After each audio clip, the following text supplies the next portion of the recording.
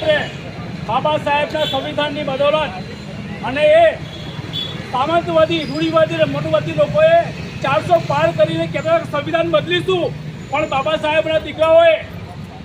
સાહેબના દીકરાઓએ એ લોકોને બદલવાની તૈયારી કરી નાખી હતી, વખત બતાવી દીધી. એ લોકો સંવિધાન ના બદલી શકે એટલે લોકોએ પ્લાન 2 કર્યો. હજી પ્લાન 3 બાકી છે. એ લોકોનો આ પ્લાન 2 છે, જે ક્રિમિનલ એક્ટ લાયા છે. ક્રિમિનલ એક્ટની અંદર એટલા માટે લાયા છે કે જે આપણો સમાજ, જે સક્ષમ સમાજ થઈ ગયો છે, જે આઈએસ આઈપીએસ થઈ ગયા, કલેક્ટર કમિશનર થઈ ગયા, જે કાયદાના જાણકાર થઈ ગયા છે, એ લોકો હટી જાય. એ લોકો ચાહે છે જે ગરીબ તબકો છે એને દબાઈ દેવામાં આવે, આ લોકોને હક થાય કોઈ લડવા ના આવે.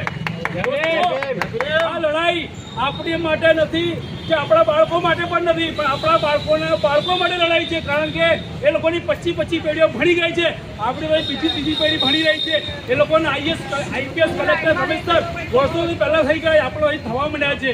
અને આજે જે પણ હક અધિકાર છીનવામાં આવી રહ્યા છે આપણા લોકો છે, એ લોકોને કોલેજ સિસ્ટમથી એ લોકોના સુપ્રીમ કોર્ટ જજ બને છે, એના પર હાથ મૂકી લે એ જજ બની જાય. એ લોકો પૂરેપૂરું આરક્ષણ વાપરી રહ્યા છે, પણ આપણું આપણે કોઈ પણ રીતે લોકો અધિકાર આપવામાં નથી. અને પહેલાં પણ 2018ની અંદર આવો જ કાયદો લાવ્યા હતા. સમસ્ત ભારતના બહુજન સમાજ જાગૃત થઈને પોતાની બલિદાન આપીને સુપ્રીમ કોર્ટને મજબૂર કરી, સુપ્રીમ કોર્ટે માફી માંગી, કાયદો પાછા લાવ્યા. અને હવે ફરીથી પણ આપણે બલિદાની આપવા માટે આવવું પડશે. અને 11 સપ્ટેમ્બર દિલ્હીની અંદર ચંદ્રશેખર આઝાદ દ્વારા સમસ્ત ભારતના લોકો ત્યાં બોલાવવામાં આવ્યા છે.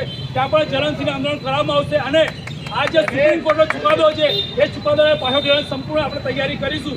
કારણ કે આપણું બધું જઈ રહ્યું છે. આજે પણ આઝાદીના 75 વર્ષ થયા ને સાહેબ, પાણીનો માટલો ઓળખો તો લોકો મારી નાખે, ઊંચું રાખો તો મારી નાખે, અવાજ ઊંચી કરો તો મારી નાખે. આજે પણ આપણા સમાજના શિક્ષકોને રહેવા માટે ઘર મળતા નથી. આજે પણ આપણો માણસ છે ને જાત બતાવવામાં શરમાય છે. કારણ કે રૂઢિવાદી મૂડીવાદી સામંતવાદી સરકારોએ આપણા હક અધિકારની વાત ક્યારેય કરી નહીં. આજે પણ આપણા રોજગાર, આપણી સરકારી નોકરીઓ ખાલી પડી છે, એને કોઈ ભરનારું નથી.